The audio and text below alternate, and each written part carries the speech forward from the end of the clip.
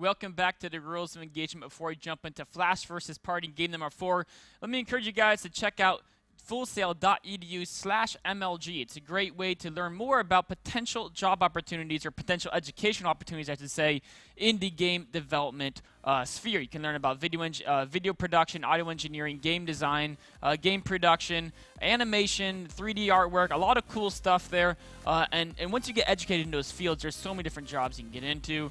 You can help work on games, and also, even if you want to work in the esports field, here we at MLG hire several people from Full Sail. Pretty much all our graphics are made by Full Sail graduates. So a great way to get an education that gives you a good, stable career going into the future in a variety of different fields. Go ahead and check it out, fullsail.edu/MLG. Going into Flash versus Party game number 4. A couple things I want to talk about are defending Reaper Widowmine aggression and also utilizing it as a Terran player. And then taking advantage of map control. If you have it, some things you can do to take a little bit of extra advantage. And then also creating an opening before the Protoss high-tech kicks in.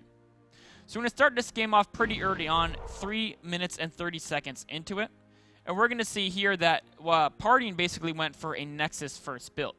And of course, he did that because the map is Whirlwind, it's big, rushes are a little bit harder to execute, and because it's a 4-spawn map, your opponent is unlikely to even find you super early to be able to take advantage of the fact you went Nexus first.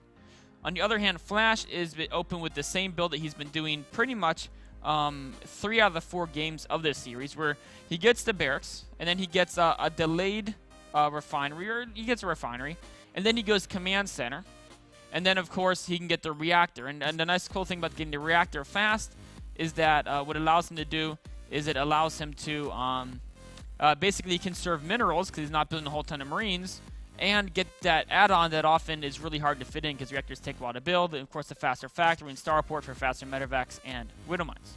However, because he scouted the Nexus first, he has different plans in mind. Instead of getting the reactor, he's going to get a Reaper, and then of course instead of going straight to command center, he's going to progress to a proxy factory and do some widow mine aggression. Now, if you're a Protoss player going Nexus first and you see the bunker, you're like, okay, he's going to bunker rush me. The first thing you want to do is make sure that bunker doesn't get up. So pull a few probes. This early on, when you know there's no barracks units to support that bunker, you don't have to pull that many. 4 is going to be fine as long as you can cancel that bunker and then get those probes out of there. Now, of course, when you see the Reaper is basically going to be very strong against probes. What you do is whichever probe he focuses, you pull back. You still want to stop the bunker from getting up even once the Reaper joins the battle. And the reason why it's still important is because, well, a Reaper in a bunker isn't that hard to get rid of. In fact, a Stalker can easily take that out. If the bunker gets up, it might not just be the Reaper in a bunker. It could be a Marauder or a Marine following it up. So you really do not want to let that bunker get up. So you keep pulling probes. You know, have one guy chase the Reaper to keep him busy, and make sure you keep canceling that bunker so it cannot get up. Very, very, very important to stop that bunker.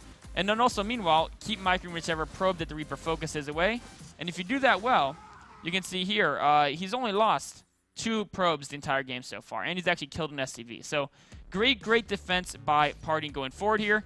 And then as soon as you have Stalker and a Mothership Core actually is coming out of this one, you're going to be fine against those Reapers. So Reaper's trying to do a little more damage. Again, you keep the herd probe back, you pull healthy ones to try to get in the way of the Reapers so they can't mess with you. Once there's 2, of course, you might lose a couple more probes there.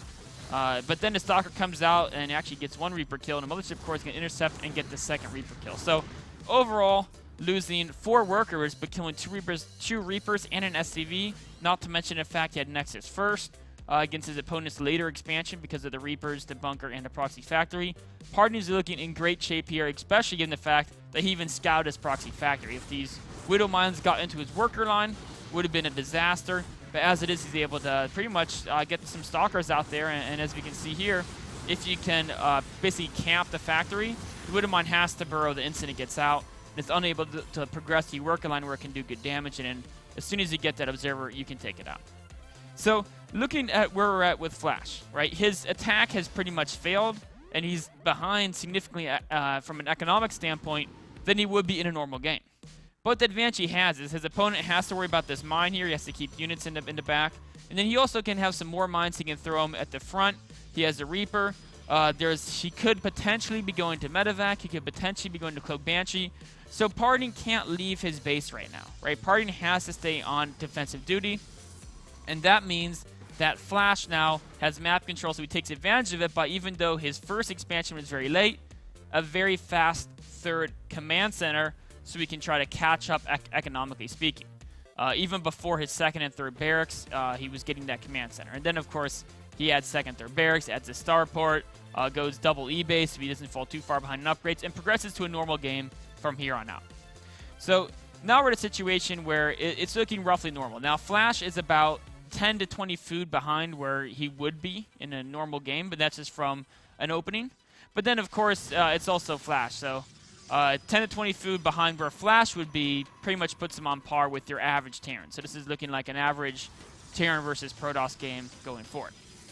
Now, one thing we see here is Parting feels he has an advantage from basically dominating that early game, shutting down that aggression totally with a Nexus first build. And because he has an early advantage, he's going to go ahead and try to take his third base before he gets any high-tech units. We saw in game number 1, he stayed on 2 base for quite a long time, making sure to get some Colossi out, some Twilight Tech out, before he took a third base. This game, he feels that because he saw Flash take a third command center, and because he knows that Flash's Medivacs and Stim, Combat Shield, and upgrades aren't that fast, that he can go ahead and take the third a little bit faster, and then try to catch up with the Charge Tech and the Templar Archives, try to get his high-tech units out in the field in time to really you defend the 3 bases and execute 3-base play. So if you're a Terran player and your Protoss opponent tries to do this, tries to take this third base before they get their high-tech units out in the field, what you want to do is try to find an opening to do a lot of damage. Because 3 bases with all the high-tech units, it's not that you can't win from Terran. You can just go to Ghosts and keep teching yourself, and then it can be a very tough game, but it's playable from both sides. But you do have, you can look for an opening to try to get damage done. Now, the important thing to think about is if you want to try to hit your opponent before something like Storm finishes right here, which is exactly what Flash is trying to do once it hit before Storm finishes, you want to basically force an engagement.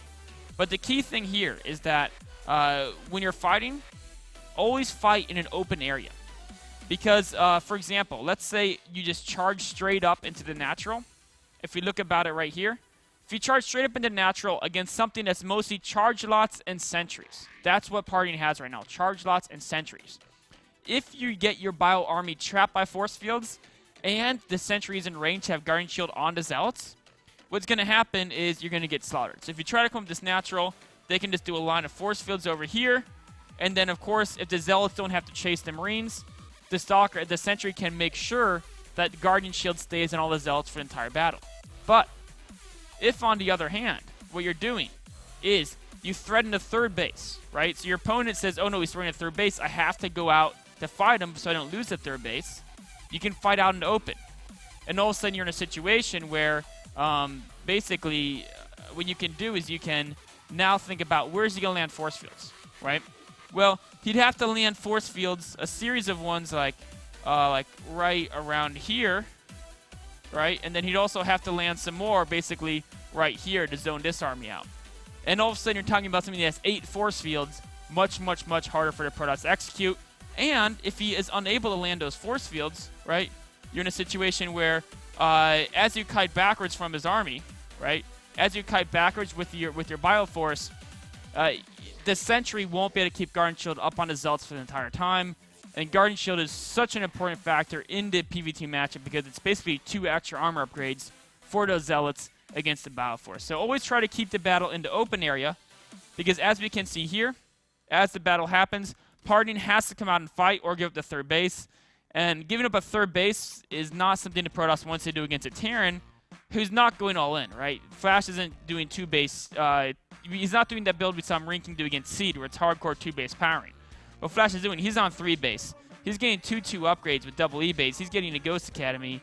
He already has 2 starports, so and he's got a bunch of barracks. I mean, 3 more coming up. So Parting can't give up this third base, so he'll be too far behind. He's already going to start falling behind in upgrades slightly just because he hasn't started that +2 weapons quite yet. So he needs to defend here, and as we can see, in an open battlefield, the Guardian Shields have a much harder time covering all the Zealots.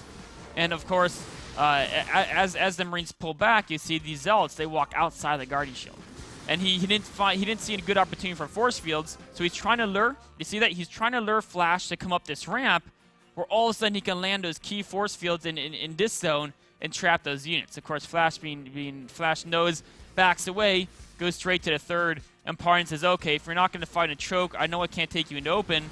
Now I've got Storm done, right? Storm just finished now. So now you got Storm done. Now he can take on Flash, but it's too late. The third has fallen. And from here on out, Flash is 20 food ahead. And again, like I said, 2 bases versus 3, even though you didn't lose the probes, you're in a situation where your opponent is going to have a massive economic advantage over you. And not even talking about the mules and the fact that Ghost should be hitting the field very shortly. Where's that? Ghost should be hitting the field very, very shortly with that Ghost Kemi as soon as that kicks in. So going forward from here, this is a situation that's very, very bad for Parting. As the game goes on, Flash takes it, wins the series 3-1, and continues on to actually get second place in the tournament. There's a lot of great games from here. Feel free to check them out. But remember, if you're a Protoss player facing a bunker rush, the hard thing to do is always pull the right amount of probes. And that's what Parting did great. He held off the aggression super, super, super well.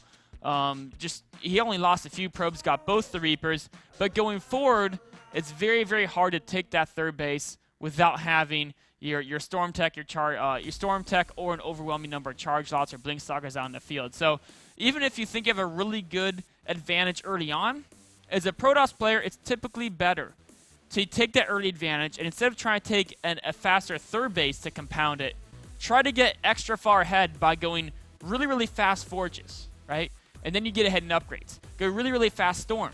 You know your opponent, like Parting knew his opponent couldn't attack him very soon, so he said, okay, I can take the third base.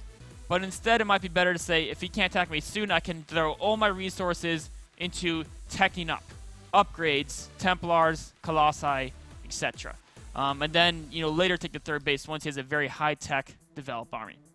So this wraps up the Parting vs. Flash series, but right after a short break, we'll do a Q&A, so don't go anywhere.